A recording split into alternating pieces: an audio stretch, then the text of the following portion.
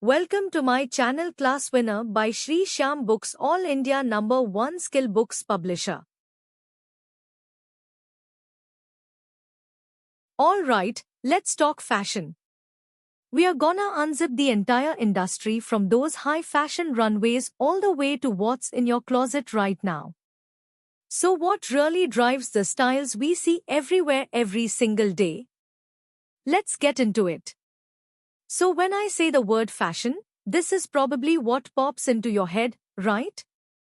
The glamour of the runway. You can almost hear the music, see the lights, and picture those incredible designs making their big debut.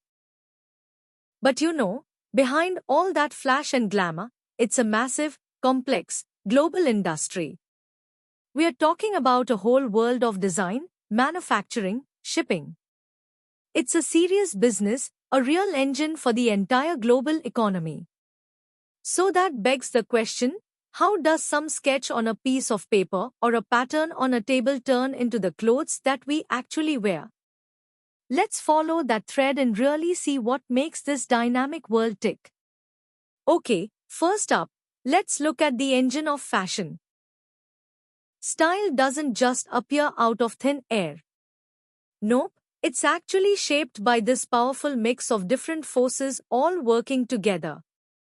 So look at all these factors. It's kind of wild when you think about it. Everything from our own psychology, that little voice that says, I want something new, all the way to culture, where you live, and the tech we have, they all have a say in what you decide to put on in the morning. They're like these invisible threads all weaving together to create the fabric of what we call style.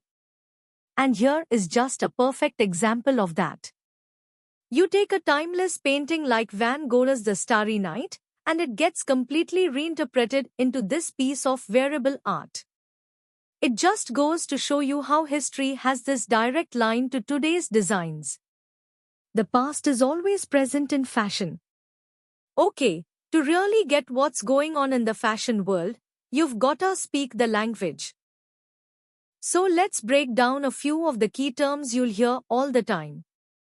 You've basically got two major ends of the spectrum.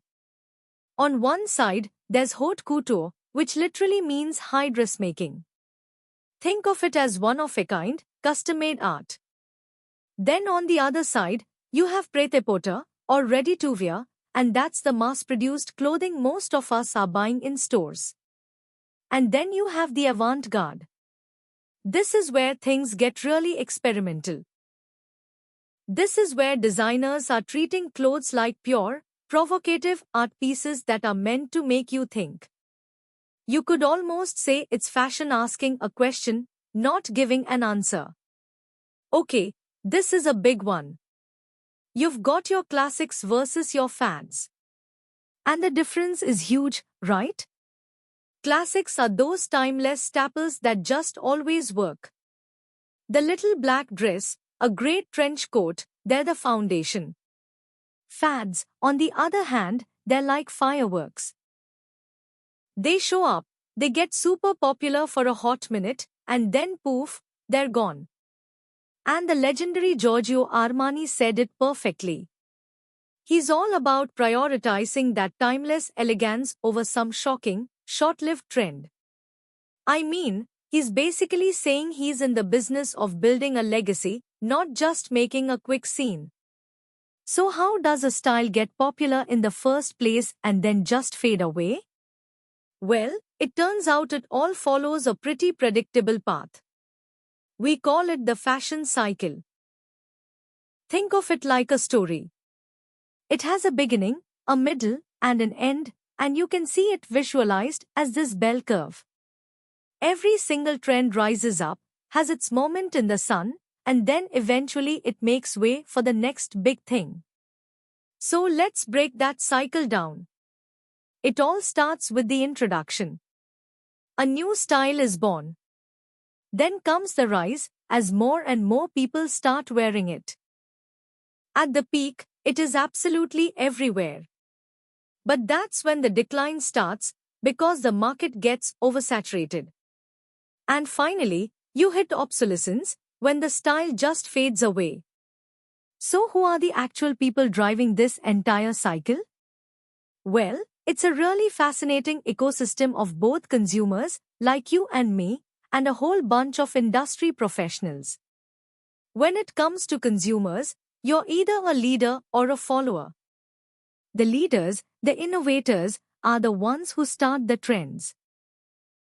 But you also need the followers, the majority, to adopt those trends and make them a huge success. The innovators might light the spark, but it's the followers who turn it into a fire. Of course, you have the designer. This is the artist. They're the creative force whose vision kicks off the whole process. They're the ones who write the first chapter of the story.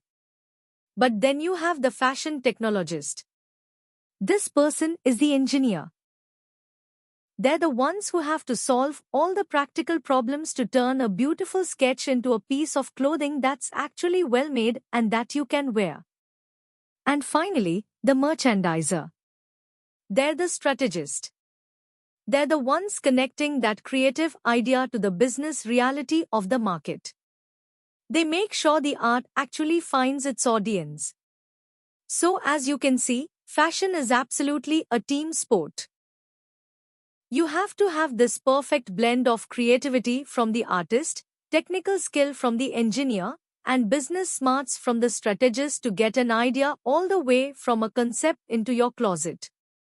And that brings us to a huge question for the future.